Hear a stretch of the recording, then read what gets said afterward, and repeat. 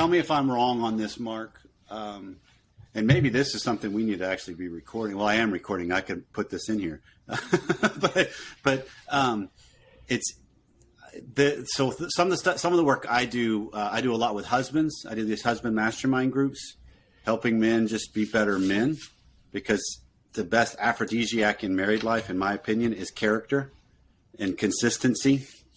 That's what creates more energy in life. And I kind of get the same sense you do a lot of that aimed towards women. Of it's about honesty. It's about being true to you. It's about living your character. It's not about playing or posing, or it's staying in your lane of who you uniquely are. Right. Right. 100%. Okay. So it seems like all the stuff I have come across, because I've done a lot of over the years, looking back at the red pill, blue pill, the player mentalities, all the different things that you can get. Just statistically speaking, in dating, you can find somebody to date, but that doesn't necessarily apply to married life.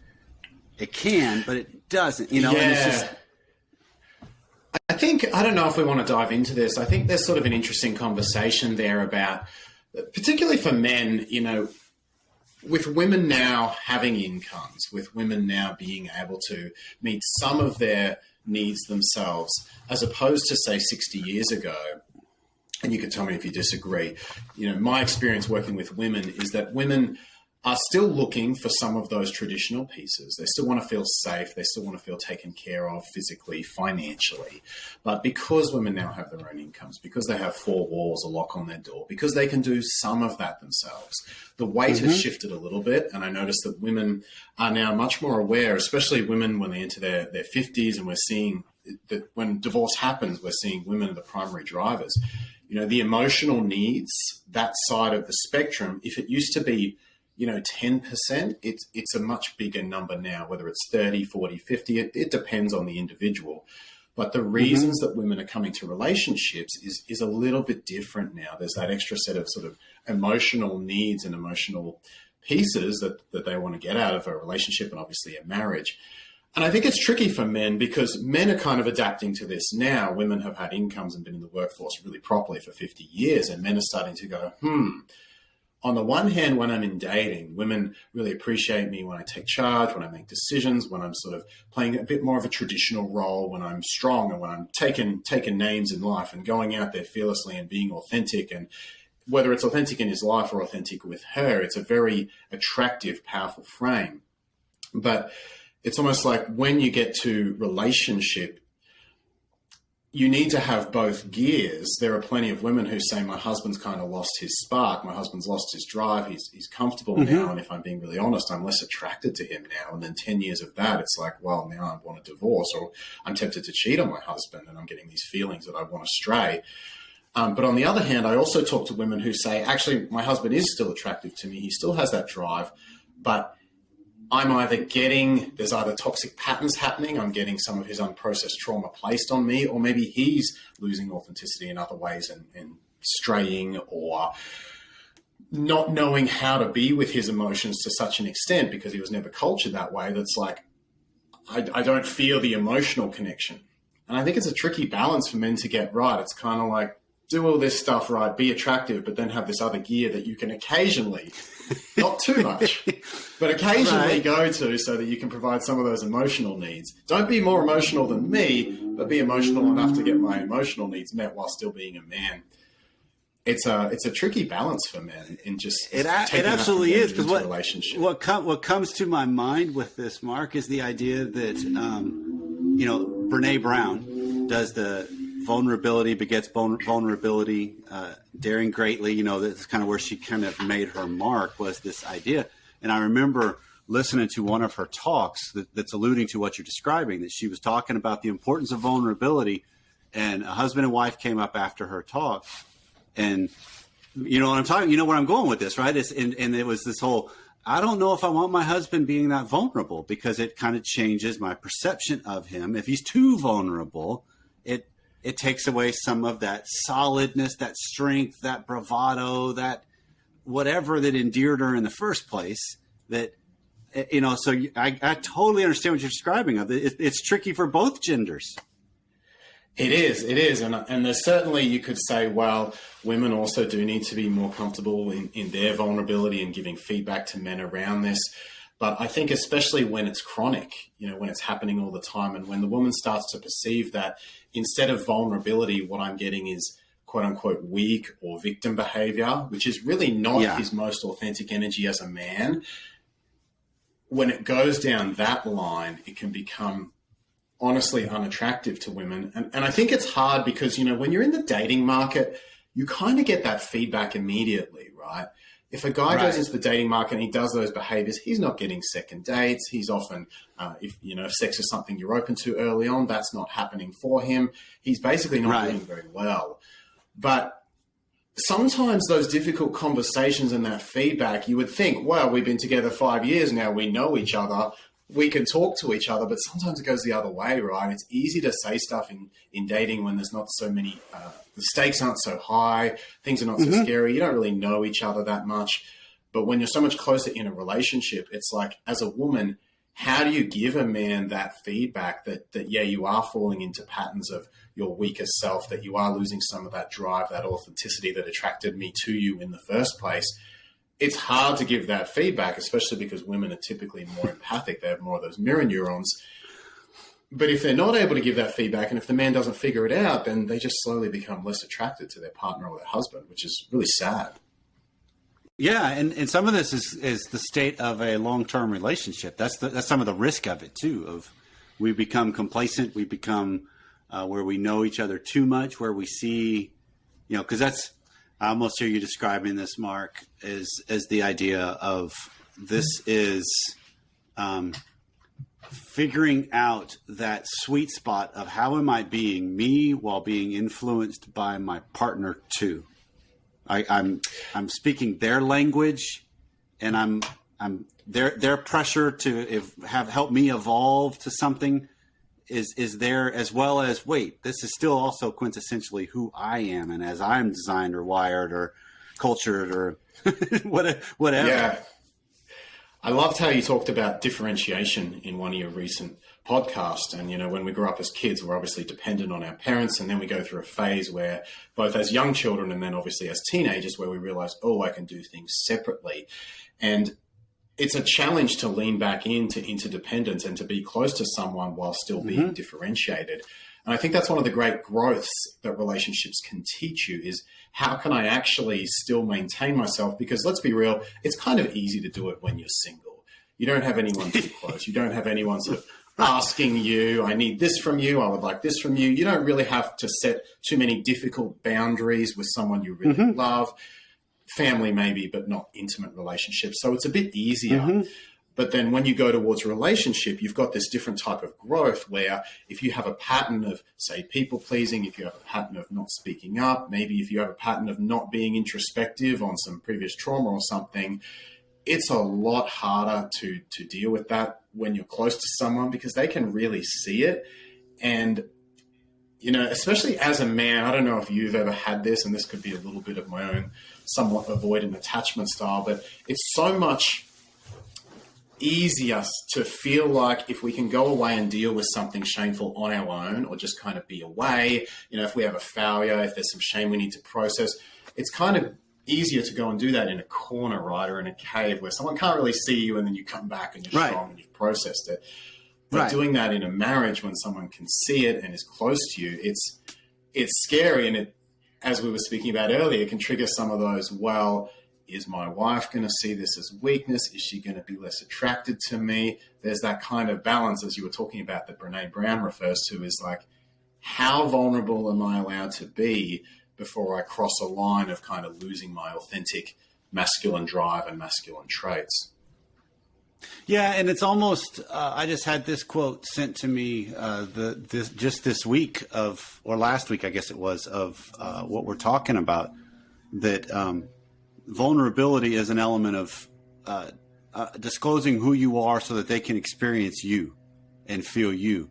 But then that can easily creep over into like emotional dumping, which is a vomiting of your emotions and venting and everything that goes along with it, where it's just like, I'm just offloading all of this, not for the purpose of you understanding me.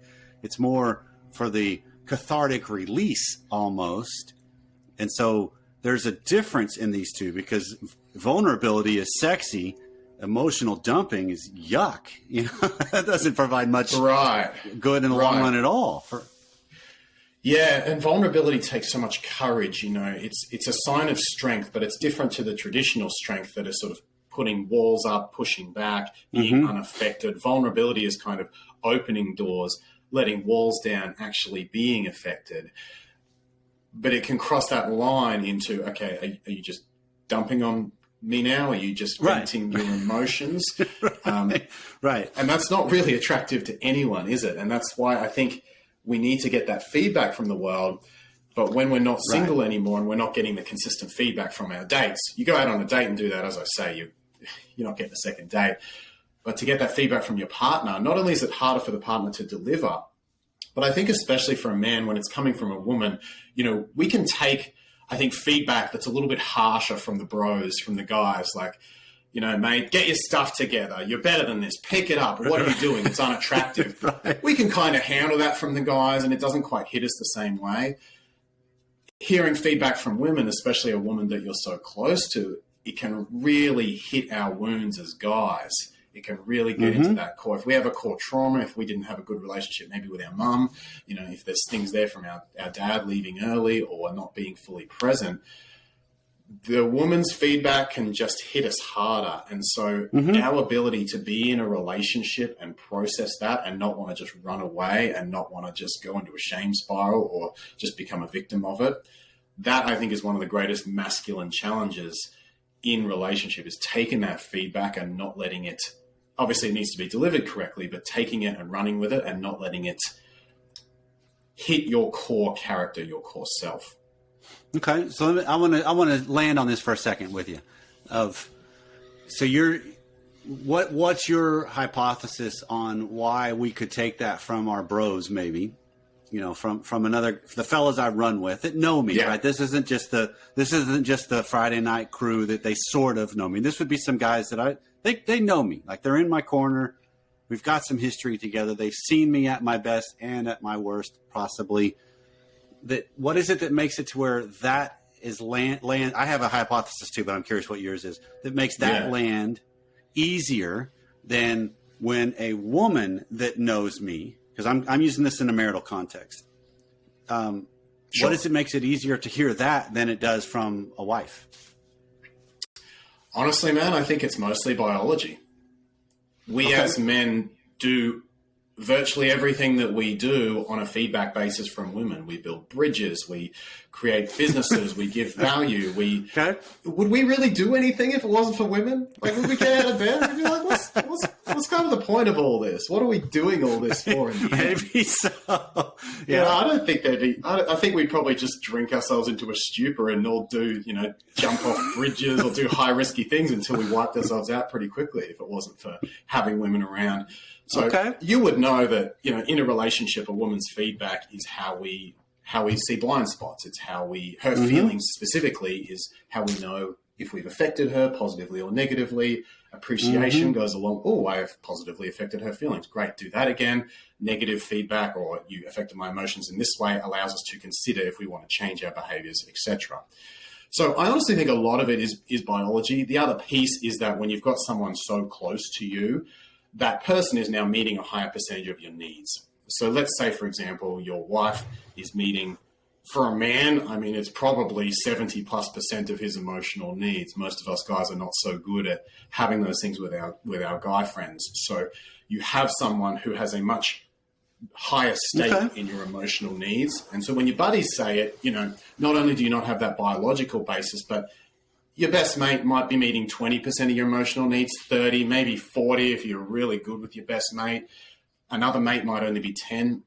Your woman's meeting 60 or 70. So I think between biology and the fact that she is meeting a much higher percentage, it is easier to feel more scared at that point because essentially you have more to lose.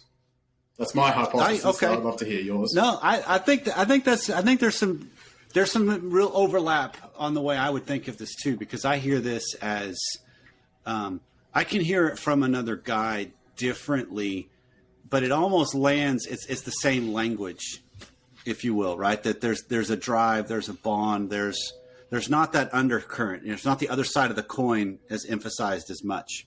It's the drive. It's the go out and conquer. It's the, there's an innateness in there.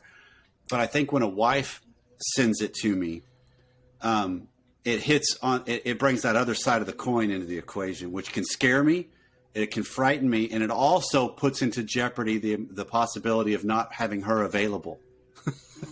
Right. If she's pointing out something, if she's pointing out something to me that is true, because the reason from my experience with my wife for 29 years now, the times that Pam scares me the most are the times when what she's calling out in me has large percentages of truth associated. Agreed. With it, right? She's seeing it accurately. It's not the whole story, because obviously she skews it to her side and how it completely impacts her. But there is a percentage in there that is absolutely true. And now all of a sudden this puts me in the predicament of, and this is where I think the differentiation growing up in marriage comes into play.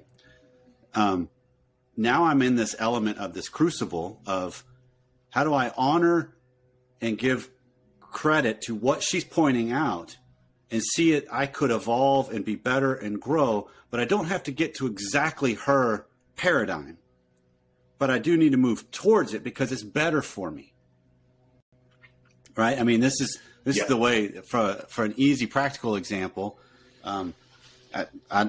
Maybe several married people, maybe your experience has been this too, Mark, that driving for some reason, I've even seen some of these memes out there in the social world, that I drive like this, and it shows a guy just kind of driving, he's real casual, but wife thinks I drive like this, and it shows this like he's just chaotic, out of control, risk taker, going to jump off bridges and go to the, there's that element that plays out between us. And what I've recognized is she's not wrong with her experience. Right. It's hers. That's her real experience. How do I adjust to acknowledge that experience? Not just make sure I'm totally slowed, accommodating so that she completely feels safe, because I don't know if you possibly can do that in today's day and age. And would she even want it if you did that? Okay. That's fair. Because I've just noticed one of the things I've had to do better is whenever we go on, she helps me navigate someplace. Like we've traveled all over the world at times. And when we get in stressful situations and I'm a little heightened, boy, I don't take feedback well sometimes, right? Even when it's positive, even when it's helpful, I'm still on edge. I'm anxious, right? Yeah. And so what I see that now is, it's not about her having to deliver it differently. That it would be great if that kind of evolves and we both come to this place, but it's me recognizing and being better at, she points something out, and me, rather than, oh, I know, it's me going, thanks. Even if I knew it, I don't have to, it's not a one up, my way, your way tension. It's more of it's tension, but yeah, thanks. You're right. And then I kind of evolve and I shift and I go, and then that's more collaborative, sort of. It's still combative. I think there's still some combativeness in there, but it's just, I think that's kind of the dilemma that makes it different when it's male, female versus if it's two dudes. If you and I are in a car and we got a long time history with each other and we know each other pretty well, you'd be like, dude, you knucklehead, you just missed the turn. I'm like, oh, shut up, man. And even though you're right, then we can kind of play it off each other a little bit better and it doesn't land as deep. Right. And you're talking there about receiving the feedback from that sort of calm, cool place and understanding, look, even though we might be in different places on this, I think my driving's here, she thinks my driving's here, I'm not being sort of activated in my trigger state by her feedback. I'm receiving it as a collaborative effort. Right. And I mean, to me, that's what relationships are designed for, is that's the crucible, as Dr. Schnarch would refer it, is I put myself in situations with somebody else that's going to challenge me. No way around it. Right. Because you're always going to have that difference. There's no getting around that. And I think it's almost a little bit when you're moving, if we shift our focus to a bit earlier, it's a little bit like moving into a house together. And in that first couple of years of the relationship, there's going to be so many differences that you didn't realize in the first few months of dating.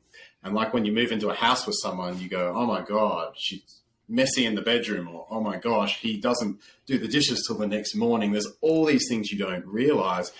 And as you go further along, there's always going to be clashes. Conflict is sort of seen by some people, not by yourself and your listeners, I'm sure, but by some people as a dirty word. And I understand, because so many of my clients have never experienced healthy conflict. They go, conflict, oh my God, that's my parents arguing. Don't want that in my relationship. But conflict is one of the healthiest things you can have in a relationship, because it means that two people are in full expression, and your ability to just sit with that together and be, hey, we're different in this spot. And as Dr. Gottman talks about, this is just a acceptable long-term difference. You're probably never going to drive exactly like she wants. She's probably never going to drive exactly like you want. But it's one of those things where we go, hey, we have a conflict here. We appreciate each other's position on it, and we get on with our relationship and continue working as a team through it. It's a lot of growth to do that. And it's a growth you don't really have to deal with when you're single. No, I get it, because don't we all want just a level of comfort zone living, if you will? That's why when we're alone, it's easier to do that. I can create my environment that's conducive to my comfort. But when I have somebody else doing the same thing, there we go. We got problems, because I'm comfortable with clothes just at the foot of the bed because I'm going to work out in the morning, or maybe I'll get them around and take care, but it's just, I'm comfortable with that. Whereas my partner would be like, no, I'm not. It has to be ordered and in place. And so we're both fighting for competing comforts. Yeah. And I love the idea of staying out of your comfort zone in your relationship, because I'm sure I've sort of heard you talk a little bit about this. When we're dating, we have this beautiful balance of, we get kind of the highs of seeing each other, and then we get the lows of missing each other. And there's sort of this constant, when we're together, I'm really present with you, I'm putting effort into you. And then I go away and focus on other priorities, and we kind of miss each other. And you can lose those polarities when you live together, when you get comfortable. You lose the presence, and the time together is not as real or intense or as exciting. Anthony Robbins says, just date at 6 years like you did at 6 months. Just do all the same stuff and you'll be fine. Right? But not only do we lose some of the presence, we lose some of the time apart. And I don't know if you agree or listen to a lot of Esther Perel's work, but I've certainly found for certain clients, when they've got that really present time, then creating some space around it, a lot of it is essentially just going back to dating. It's saying, hey, sometimes I have other priorities, and you're not the priority right now. Obviously, if it's an emergency, something you would be, but I have other priorities in my life. But then on the flip side, when we have that present time, it's really juicy. So again, you have this sort of wave pattern that comes very naturally to us in dating, but it's so easy in relationships to kind of get in that comfort zone. And the comfort zone, really, it can be nice, but I had one of my highest, most respected coaches say to me the other day, he said, Mark, do you want to know the way to ruin someone's goals? Absolutely, take them out. And I said, what is that, Ben? And he said, just bring them over to your house, give them great food, great entertainment, and comfortable accommodation, and you'll just take them right out of their goals.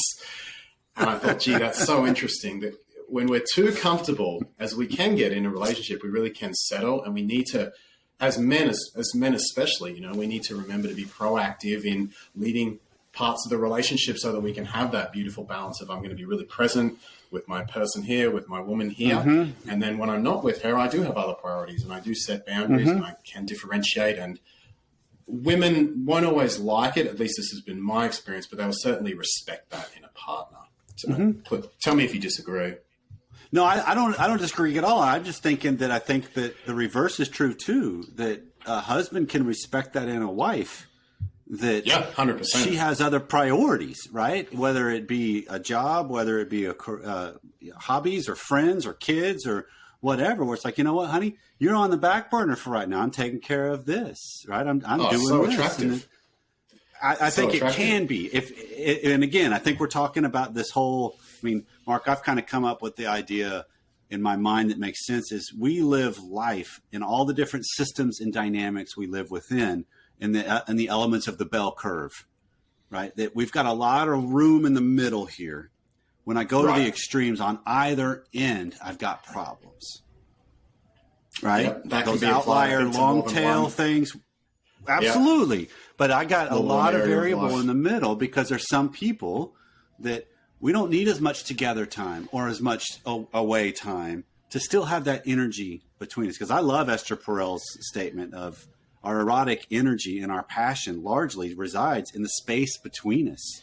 I mean, that's the mission we've got with Passionately Married now, of cultivating that space between us, cultivating that conversation between us, because that has to be honored to create that life-giving aspect of what marriage can be for the long haul. And I think that's one of the greatest growth of relationships, isn't it? There's certainly growth in being single. You challenge yourself. The dating market is always a challenge. And, you know, there is no question there is growth and self-improvement available there. But it's a different growth and self-improvement compared to what you get in marriage. And I think once you kind of are doing pretty decently, you know, in dating, when you're single, you've improved yourself. It's one of those things that can have diminishing returns. It gets less fun and less fulfilling the longer you do it. And you start to realize, well, actually, when I connect with someone really amazing from being quote unquote good at dating, oh, I've met someone amazing now who challenges me, who grows me. You know, you start to go, well, I don't want to lose this person. I want to keep growing with this person. And that's where those relationship challenges kick in, and having some of these difficult conversations that you're talking about and differentiating with each other and setting boundaries when you're scared to do that because you're so close now. You definitely can't get that kind of growth from just staying in the singles market.